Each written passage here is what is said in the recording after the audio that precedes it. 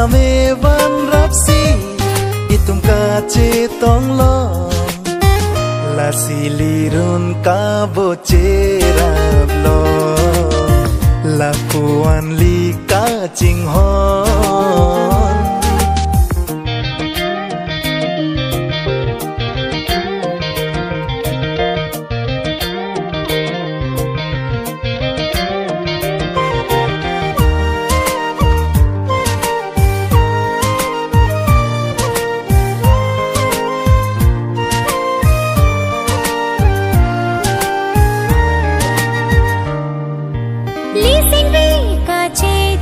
Bai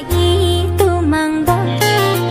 rana me ki van rap a chor ka chilong chobo che alam che than anason ka ching hon pen li elam ka che don pen si chobo che long li non non kaya long li son ka bo che ralong baduta ave Jibon itu mason ni nang phan nang kilo kini ko pai bai me ho etum ka bo cherab lo ne se ing sam on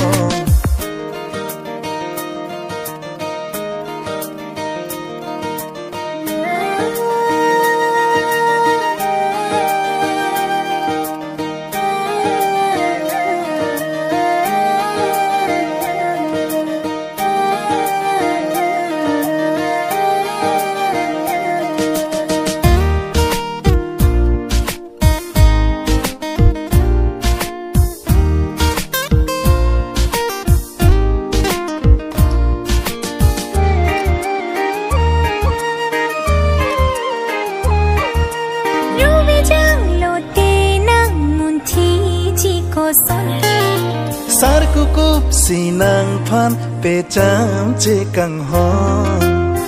sampini long thur jong si ko pusong mahun ben bin si bin buji kang hon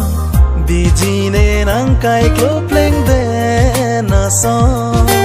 sinangin sam kang hon no akaya song momen chi men wang tali chi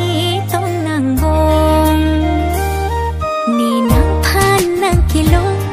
kini ko pai bai me ho etum ka bo cherab lo ne se ing sam on kona pensi ko song itum ka chi tong lo rana me van rapsi itum ka che tong lo la silirun ka bo cherab lo la puan li ka ching hon